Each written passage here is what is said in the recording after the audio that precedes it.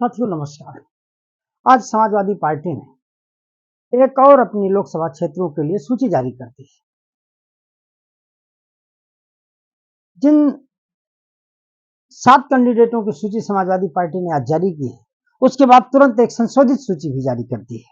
वो संशोधित सूची है, आप लगातार वीडियो में बने रहेगा, मैं आपको बताता हूँ। बदायूं, जहां श्री शिवपाल सिंह यादव जी, जहां पार्टी के राष्ट्रीय महासचिव शिवपाल सिंह यादव जी कैंडिडेट थे, अब वो प्रत्याशिता बदल गई है, बदायूं है।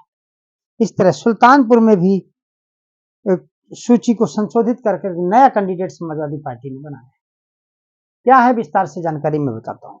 जिस जौनपुर में लंबे अरसे से चर्चा थी कि धनंजय सिंह, बाहुबली नेता धनंजय सिंह को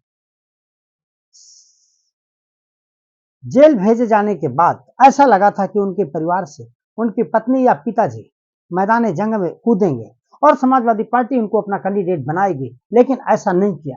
समाजवादी पार्टी ने उनको कैंडिडेट न बनाते हुए वहां से उत्तर प्रदेश के चर्चित चेहरे, पूर्व कैबिनेट मंत्री, बसपा सरकार में मिनी मुख्यमंत्री के नाम से विख्यात रहे, बांदा जनपद के निवासी जन अधिकार पार्टी के मुखिया बाबू सिंह कुशवाहा को अपना कैंडिडेट घोषित कर दिया है। समाजवादी पार्टी ने आज जो 7 सदस्यीय कैंडिडेटों की सूची अपनी जारी की है लोकसभा चुनाव 2024 के लिए, उनमें सबसे बड़ा जो नाम है वह बाबू सिंह कुशवाहा का है और वह जौनपुर से है, जहां से लोगों को उम्मीद नहीं थी। लोग चर्चा कर रहे थे कि अगर वहां से धनंजय सिंह आएंगे, कोई कह रहा था संजय सिंह आएंगे, कोई कह रहा था धनंजय सिंह की पत्नी वहां से चुनाव लड़ेंगी, कोई कह रहा था उनके पिताजी को मैदान में उतारा जाएगा, लेकिन ऐसा कुछ नहीं हुआ है। अब चुनाव जो कैंडिडेट उतारे गए हैं वह इस प्रकार हैं।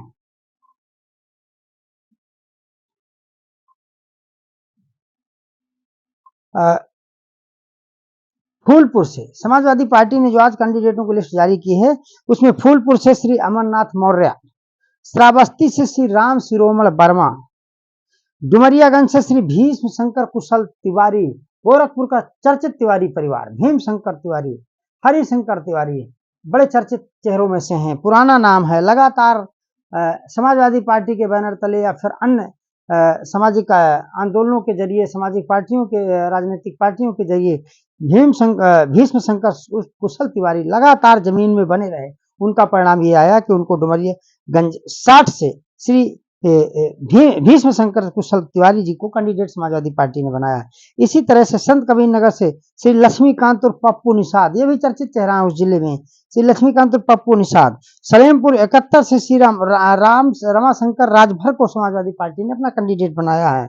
इसी तरह से जौनपुर से, जो मैं अभी बता रहा था, बाबू सिंह कुशवाहा, कमासिन क्षेत्र के खरौली के निवासी हैं बाबू सिंह कुशवाहा, और बसपा सरकार में इनको मिनी मुख्यमंत्री के नाम से जाना जाता था। साथियों, एनआरएचएम घोटाले के बाद विवादों में आए और बहुत सारे आरोप लगे, कई वर्षों तक जेल में भी रहे। इसके बाद जनाधिकार मंच बनाया, जनाधिकार पार्टी बनाई और जनाधिकार पार्टी के माध्यम से लगातार ये सूबे में अपनी राजनीतिक दखलंदाजी करते रहे। उसका परिणाम आया, समाजवादी पार्टी ने इनको जौनपुर से अपना प्रत्याशी घोषित कर दिया है और जौनपुर से बाबू सिंह कुशवाहा की वजह से पूरे उत्तर प्रदेश का जो कुशवाहा समाज है, मुझे लगता है, जो मुझे उम्मीद है, वो पूरी तरह से समाजवादी पार्टी को पूरे प्रदेश में सपोर्ट करेगा और समाजवादी पार्टी को वहां फायदा मिलेगा।